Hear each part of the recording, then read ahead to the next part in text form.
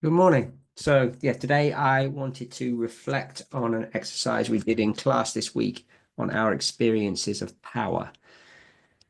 We've given handouts and some words to think about, some things that came up for me in relation to power. So, thinking of different words for power, and there could be hundreds of these, but words that came to my mind were authority, leadership, tyranny, partnership, collaboration, and cooperative power, and force. I thought about how the balance of power moves constantly. That there are those with power that's been given to them, and then there are those that have power that comes from within. The power, again, this was from one of the handouts. Power can be proximal, so very nearby. So the influence of one person over another as they are in together in some task or some communication or some relationship. But then there's also distal power. So, the power of authorities over us, the power of the police, the power of the legal system, the power of our government, the power of other nations who are bigger and more powerful than our nation. It goes on and on and on, I guess. Um, as as professionals, thinking about that, we can wield power in all sorts of ways. As gatekeepers to information or to other services or to growth as experts, as givers of knowledge and understanding. And also, I think within that relationship, and what I'm getting from the counseling course, that constantly working on the skill of showing up in relationship to ideally provide the core conditions, unconditional positive regard, empathy, and frustrating when something goes out of your mind, congruence, and being genuineness, and that even that could become a source of power. That I will, that I will consciously, I'll pull out all the stops and I'll show up for you and I'll give you all the empathy you need. And now I'm controlling something that you come for and find rewarding, and also, that it's there, isn't it? I'm not under any illusion that I want to do this for free. I absolutely want to do this to help people, but I also want to make use of what I hope is a talent um, to help others, but also to help myself. And so there's power in that. And then on the flip side of that relationship, in terms of the six necessary conditions, that the client also has power, that they're, yes, they come because there's something incongruent in them and they want that to be resolved, but also they have the power to some extent to not show up psychologically, to withhold psychological contact, to prevent the therapy relationship from being something that's positive and brings about growth. So that all the time, this dynamic of power. We learned, briefly touched upon, a writer whose name I currently forget, who wrote about power over, power under, and power within. And I think there's some interesting ideas to explore there.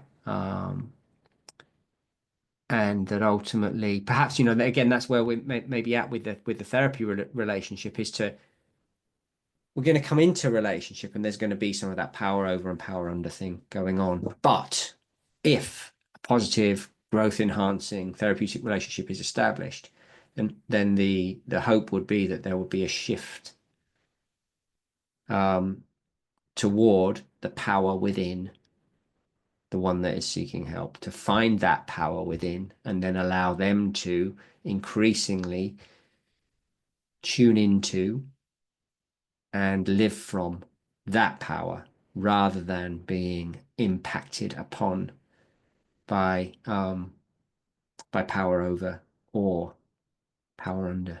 Yeah. So anyway, questions that we were posed. Let's see. In what ways have you experienced the power of others in childhood and adulthood? And I'd say absolutely in many of the ways I've just discussed. The strongest memory is of having an authoritarian dad who I had fear of, I think, and that you've got to be good, otherwise he'll be cross, and then there'll be trouble. So that power over. But as I reflect deeper again, and so much of this just comes back to all your parents, So I look at my mum. Now, my mum had, I think, considerable power over my dad, but it was a softer power, and I learned from that.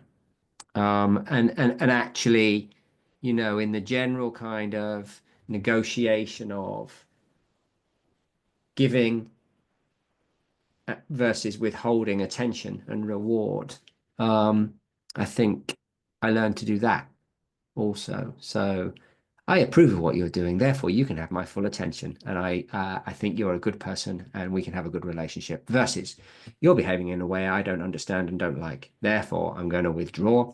I'm not going to give that attention, and I'm going to perhaps ostracize. It felt right. I've done that a lot in my life, and it felt like, and I learned, you want to enhance the behavior as a parent, enhance the behavior in your children, give it attention. And if you want to reduce the frequency of that behavior, withdraw attention from it. Um, but I think parenting is more complex than that, and relationships are more complex than that. And sometimes, yeah, just maybe look at that differently. So again, yeah, experiencing my own power. I think it is that, you become your parents. And I can absolutely recognize the authoritarian in me. It feels like a reluctant authoritarian. I try to hold back. I don't like to tell people what to do. I try to take what might be thought of as a person-centered way of parenting. I've always sort of tried to lean into that, but actually sometimes it's like, oh, we just need to get going now, ready for school, get your things on. So yeah, using force, power as force. And in work and in client work, very much see that, that kind of forceful power that I might speak of in um, my role as a parent and in being raised as a child. I don't. It's not effective. People back away from that kind of power. They may passively or actively resist such power. I don't use it, um, or I try not to use it. But it's interesting how actually I still go about in the world then thinking I better do things right. I better follow the rules. I better produce good results. Pressure, pressure, pressure. Because if I don't, someone or something is going to get me. And so that fear of power over makes it hard for me to work in the way that I would ideally choose to work, which we'll talk about that as the working with power within to tap into my client's own power, their actualizing tendency and build that. The pressures that are on me can yeah, have a negative influence on my ability to work in that way. And I find that a regular source of difficulty. And then questions in the therapy room. Are there ways that you think a counselor can hold power negatively and positively in the counseling relationship? I'm going to start with positively, actually. I think there's no point. I think something here is going on in terms of my understanding. There's no point denying that this exists. Power exists. When somebody comes to a counselor who is in a state of relative congruence and that help seeker is really struggling with something, there's a power differential there. Um, it would be wrong of me to just relinquish all of my power and level down to where the client is completely. Um, I want to sit in a place of some authority to say, we can work this process, and through working this process and exploring what's going on for you, perhaps we can help you to grow in some way that will lead to improvement in your life. that might be helpful. I think, yeah, something to do with power there is to acknowledge it, but then also to show. But having said that, I also relinquish this power. I don't need to cling to this power. What I want to do as an ideal is for this relationship, in this safe, boundaried, principled, and purposeful space of the therapy room. I want to ideally move through this process where power is transferred to you, and that you learn to recognize and accept that that's something that you have and can use in your life positively.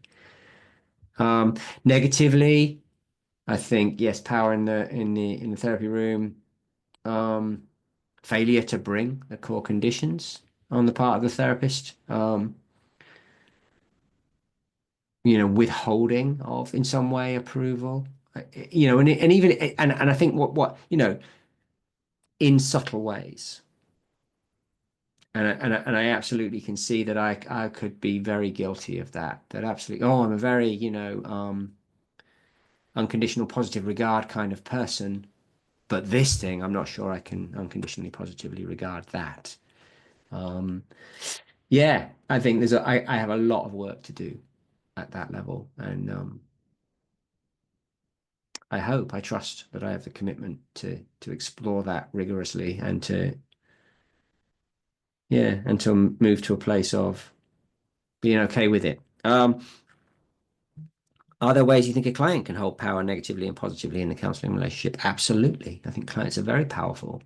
They have the power to engage and not engage. They can come in and use attributes of their character to try and gain power and to play power games, I guess. And that's something to learn about and to work through and to experience. And yeah, I work with all kinds of people, and I find that currently in my current role, and I find that the best way of being is the collaborative way of being. Um, but that yeah, sometimes that can be difficult when there are all sorts of power dynamics going on. Um, Games, yeah, I'm now thinking about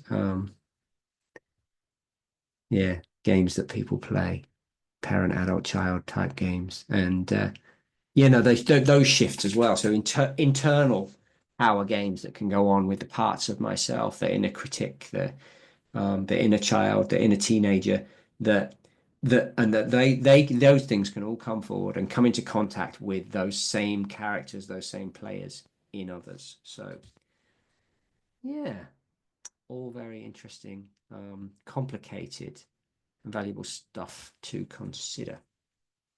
I'll leave that there.